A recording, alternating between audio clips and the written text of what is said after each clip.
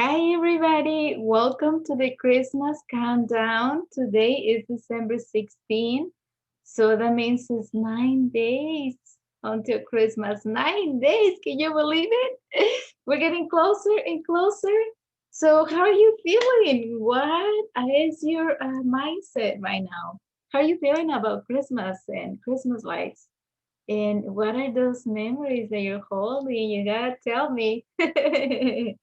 Well, let me explain to you my shirt. I used to dream of going to Paris and talk about Paris so often that one of my birthdays, Nate, my son, gave me this shirt. It's very comfortable. I sleep with it many times, or when I just wanna be comfortable, being home or cleaning around, I put it on. And I always like to use my kids' clothes. I remember back in 2008, I went to St. George, Utah to do my GED test. It was the first time I was gonna go, and I was nervous because I was supposed to take another course after the first one I took as a pre-training. And but if I passed the test, then I didn't have to take the second one.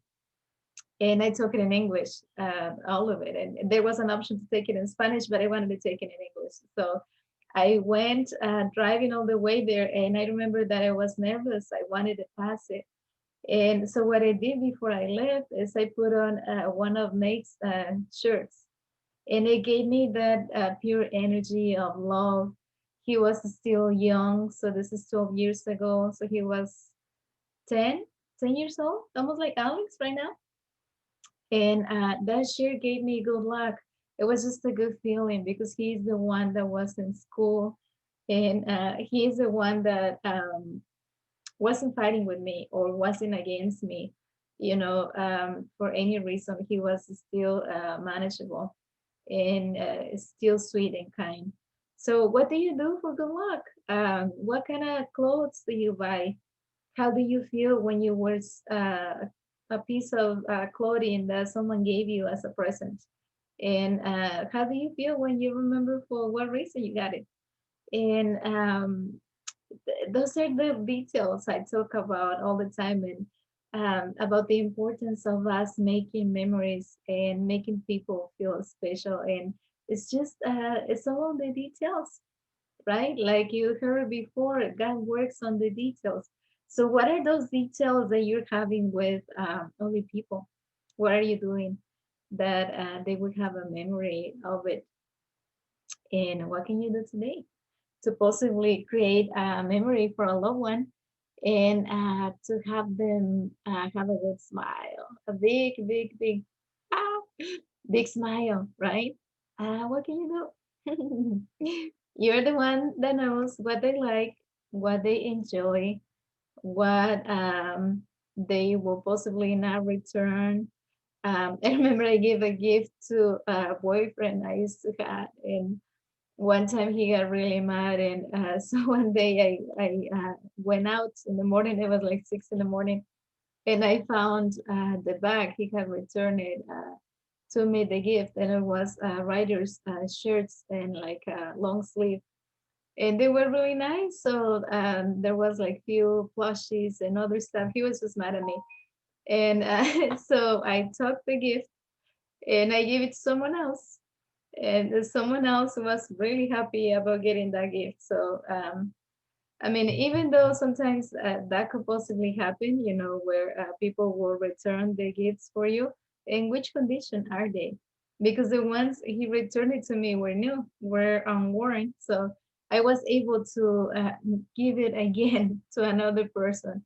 So it's just different, like when I give it away to this person, and it's actually someone who's not even in US, he was really happy.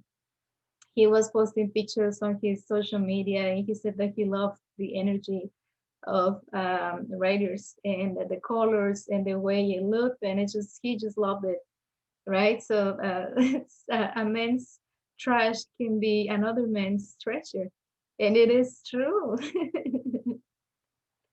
It is true that that could possibly happen. Someone might think, I don't want this, and someone will be really grateful that they got it, right? And sometimes we probably give our gifts for to people that don't need them or that don't appreciate them, right? But there's always someone who will appreciate and be happy that you gave a gift. So which way you want to go? I mean, it's unpredictable, right? Like when you give a gift to someone, you don't know how they take it. You don't know how they appreciate it or not. I remember when I was dating my ex-husband in Mexico. One time it was his birthday, and I gave him two shirts, and they were made of silk, and that was the trend back then. And I bought them from like a boutique, so they were expensive. And so I remember when I gave him the gift for, I don't remember if it was Christmas or his birthday, something like that. But so I gave the gift in a gift bag, and but it wasn't heavy at all. If you can imagine, silk shirts, and they were very light, and they were uh, printed. They had a detail. And so when I gave him the bag, I said, "Here, this is your gift." And I said, "Open it." He said, "No, I'll open it when I go home." And he said that he was very disappointed because the gift didn't weigh anything. He thought it was probably just like a card, like a birthday card or something very simple, something probably made out of paper, something that didn't have value. So he was disappointed. Basically, he didn't want to cry in my presence. So he says he went home. So he goes home and opens the bag, the gift, and he finds these two amazing shirts that he's been wanting to buy, but they were too expensive for him, even to buy one. And so I gave him two that are different, they match his skin color and everything. And he said, "I feel so bad, that I reacted like that I was sad when you gave me the gift because I actually loved it. I didn't expect it that you would give me that." And I remember also when I was dating him, I gave him a watch and he never had one. And that was the best watch he ever had. So eventually he lost it and he regretted so much because he said he just loved it, and it's just the taste that people has to give you a gift, but also the intention in which the gift comes as well. When I bought that Raiders merchandise, it must have been probably 2 years ago. The stadium wasn't even being built yet, but I was working at a cafe restaurant. And on Sundays for football, we will wear Raiders merchandise, like shirts, and they look so nice. I just loved it. So I went to Albertsons, and they were in discount. They were discounted, so I bought few for me, probably like four of those. And I had a couple of hats, and I just loved the colors, the design, everything. And I heard that we were gonna have a Raiders stadium, but it wasn't even in construction yet. It hasn't even begun. And so I really liked the merchandise, and I bought those for my boyfriend. And when I gave him the gift, he didn't seem excited because even when I asked him, "What would you think if I buy you like a shirt from Raiders?" And he said, "Well, I guess, but it's just when you're talking or texting, sometimes like you cannot see the expression that actually people is making. You cannot see their facial expressions." And I thought, well, I guess he's gonna wear it, but I never saw him wearing it or anything. And I remember one time he got mad at me. He thought I was dating someone else. And I say, "Well, I'm not dating someone else, but if you were, to worry about it, I might date 10 more people, 10 more guys." And he got mad at me and he left. And so the following morning, I found the bag in my door and in the doorknob, the front door outside. And I thought it was funny that no one took it. It's surprisingly for me that many times things that are outside my door or I have left my window down in my car, nothing is stolen, and I have had money, and it's just like a miracle. I have left my door unlocked and not even closed all the way. So many things are happening. I thought it was so funny that no one took that back. And it's just funny stories, that happen to us, and you just look back and laugh about it. So what happens when someone you used to date sends back the gifts, or they bring it right back to you at your door? How will you feel next time you want to give something? Probably not so excited. Probably thinking that they might not wear it, but at that point, I don't even care. When I give someone something, it's not mine anymore. So they can do whatever they want with it, and if they decide not to wear it, then that's not uh, anything that I have control over. It's just like when I send money to my mom, I say, I don't care what you spend it on. Soon as I send it, it's yours. And you don't have to tell me.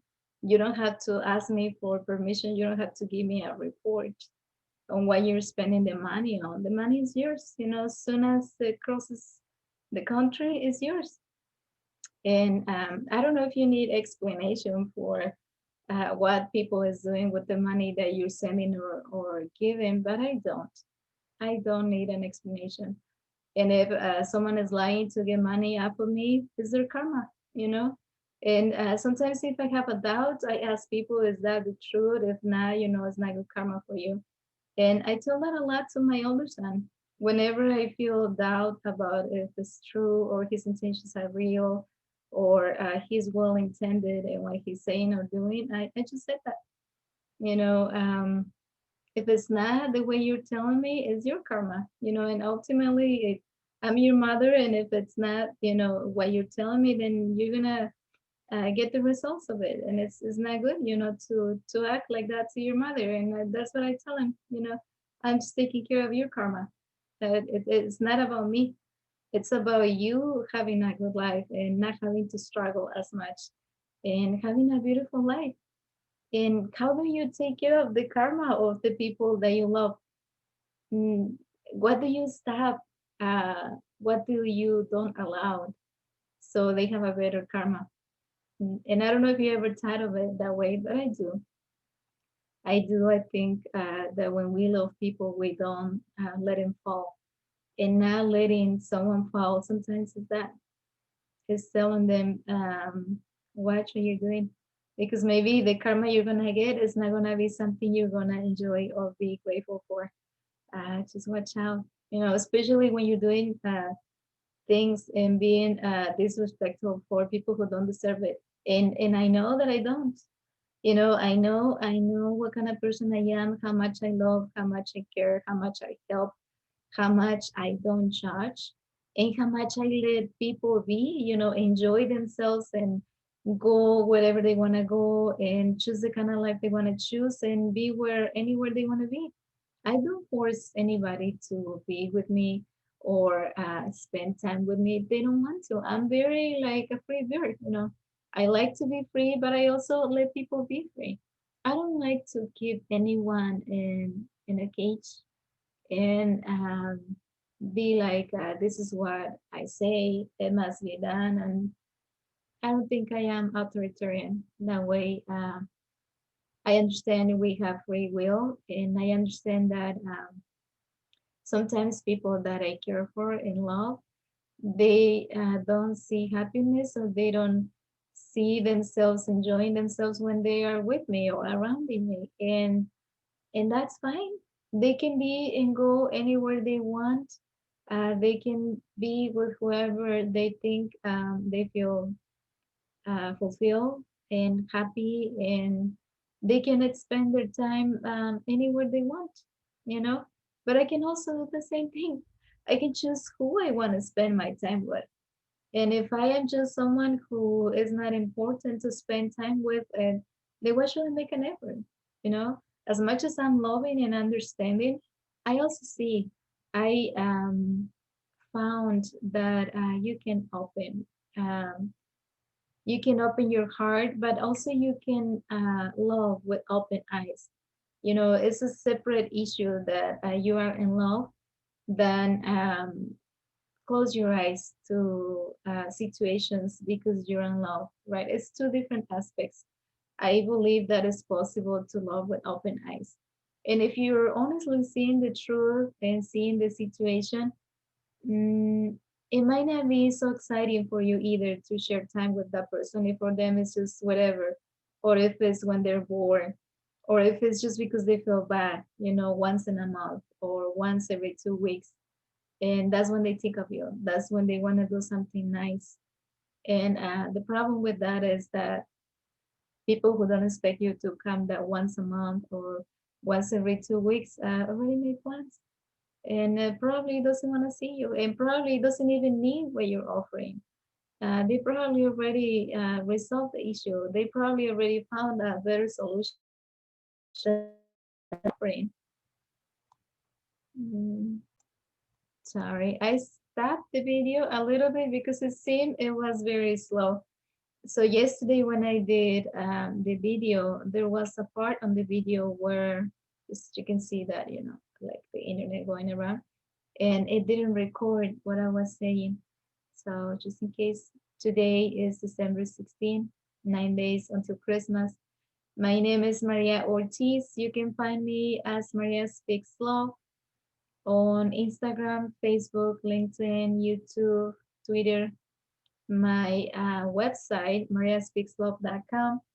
I don't have much on my website yet. I'm still building it. I've been busy. It seems like the days are too short for me.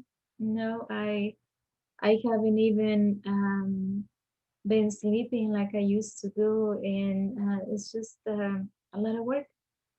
Sometimes being on the computer and learning new strategies takes me all day, and learning to do design and do posts and making things nicer is very time consuming. And sometimes I just want to go to sleep, but then I still have things to do, like record a video for you. Like right now, thinking of you and wishing you um, love, happiness, and to reach you out and let you know that I'm here, that I care for you, and that I will continue to do videos. Thank you for watching. I appreciate you.